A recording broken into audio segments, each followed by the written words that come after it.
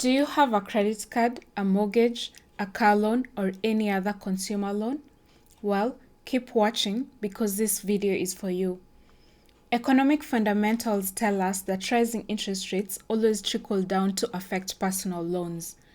According to the Center for American Progress, the average household will pay about $200 more if interest rates rise by 0.5%. This payment rises to $400 more if interest rates rise by 1%. The Federal Reserve has projected 3 to 4 interest rate hikes this year, which makes preparing for them more important than ever. In this video, we'll look at what happens when interest rates rise and what causes them to rise in the first place. We'll also look at their impact on other sectors of the economy like the stock market, the bond market, and the housing market. Welcome to Cent Essential, and let's get right into it. First things first, what causes interest rates to rise? Quick answer, it has to do with rising interest rates and the Federal Reserve. See, the Federal Reserve is solely responsible for any changes in interest rates, and one of the main reasons for raising interest rates is to combat rising inflation and avoid hyperinflation. As you might already know, inflation is at its highest in over 4 decades, and 2/3 of American adults fear a recession could come in the next year. The Federal Reserve's primary duty is to maintain economic stability. It prevents the economy from running too hot and into inflation or running too cold to descend into deflation and high unemployment. To do this, the Federal Reserve has several tools at its disposal, the most effective one being its ability to affect interest rates throughout the economy. When you hear people talk about the Federal Reserve raising interest rates, what they are referring to is the federal funds rate, which is a reference for the interest rate banks charge one another for overnight loans. Now, let me digress here for a moment and explain what overnight loans are. Overnight loans are loans taken by banks to meet the cash reserves requirements set by authorities such as the Federal Reserve. These regulations are put into place to prevent banks from going bankrupt just because they didn't have enough cash reserves to meet their customers' demands. Now let's cut back to the chase. So in essence, the rise in the federal funds rate increases the cost of taking out overnight loans by commercial banks, which in turn affects other interest rates such as the US prime rate. From here, it's just a ripple effect that impacts other interest rates like credit card rates, mortgage rates, auto loan rates, and other consumer loan interest rates. Now that brings us to our main question. What happens when interest rates rise? When interest rates rise, the first thing to be affected is the cost of short-term borrowing for banks and other financial institutions. This often has a cascading effect on the rest of the economy, as banks also increase the rates they charge consumers to borrow money. So, when banks consequently raise their interest rates, borrowing money becomes expensive for businesses and consumers because they have to pay higher interest on any loans they take. Those who are unable or unwilling to make the additional interest payments decide to postpone all projects that require borrowing. The high cost of borrowing also encourages consumers to save money in order to receive larger interest payments. So now we have two situations: people and businesses postponing projects, and people being incentivized to spend less and save more so that they can receive higher interest payments. Combine those two and you realize that they reduce the amount of money in circulation in the economy. Economic activity falls and the demand for goods and services decreases, leading to lower inflation. Bingo! Now we have low inflation? Not so fast. You see, what makes the inflation we're currently facing different is supply chain issues.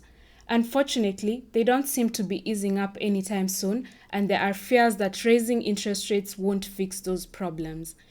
In earnings call after earnings call, companies are projecting that they'll continue to experience supply chain problems well into the second half of 2022. Companies like Apple and Tesla foresee bottlenecks causing continued chaos at ports, warehouses, and retailers. In particular, Tesla is taking measures to mitigate these factors by increasing vehicle prices. This tells us that inflation is likely to remain high even after the interest rate hikes, and this might force the Federal Reserve to raise them even further. So now this leads us to some critical questions. The first being, how do rising interest rates affect you? To answer this question, we'll look at a scenario where an increase of only 1% could profoundly affect your lifestyle and the ability to build wealth. Say you're looking for a home that costs around $400,000. The bank is willing to offer you a 30-year fixed-rate mortgage at 3.8% interest. At the end of the 30-year repayment period, you'll have paid a total of $661,500, which includes a total interest payment of $261,500. Your monthly payments will be around $1,800. Now let's say the Fed increases rates by 1% just before you can get the loan from the bank. The bank is now forced to increase its mortgage rate to 4.8%. The same house worth $400,000 will now cost you a total of $743,000 after the 30 years, including interest payments of $343,000. Your monthly payments will now be at $2,025. Such a sudden increase in housing expenses may cause you to postpone buying a home and miss out on several years of building wealth. Now let's say you already own a home, but you have a mortgage with an adjustable rate. You could see your monthly payments increase drastically, and if you weren't prepared for such eventualities, you could experience a lot of difficulties trying to make ends meet. Now let's move on to the next most important question. How do rising interest rates affect the stock market?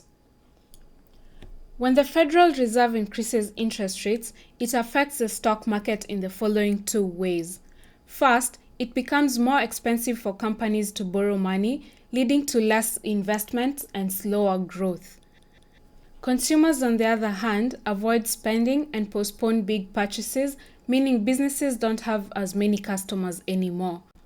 With time, high business costs and less demand for products lead to lower business revenues and earnings. And do you know what investors don't like? Dwindling growth. So the minute a company shows signs of slowing growth, investors sell out of the stock and the stock price starts to fall. Here's the second way rising interest rates affect the stock market. Interest rates make bonds more attractive than stocks. When investors buy bonds, they're essentially lending money to the government or a company. As interest rates go up, the return on those investments get higher. If investors sell out of stocks and start buying bonds, it leads to a drop in stock prices. Which leads us to the next question. How do rising interest rates affect the bond market? Any increase in interest rates means that new bonds coming into the market will have higher returns than existing bonds. This causes the price of existing bonds to drop immediately as investors anticipate better returns from soon-to-be-released bonds. Now let's look at how rising interest rates affect the housing market. The general expectation is that housing prices will either fall or plateau as interest rates and mortgage rates rise. That's because high mortgage rates mean increased monthly payments that many people can no longer afford. It then makes people delay home purchasing, leading to a drop in the demand for homes and thus lower prices. This, however, is not always the case. Many other factors affect home prices, one of them being inventory. If there's a shortage of homes, prices might remain elevated despite rising interest rates. Now, we've looked at all the ways rising interest rates could negatively affect you, but is there a way you can benefit from rising interest rates? Yes, if you have savings in a high-yield savings account.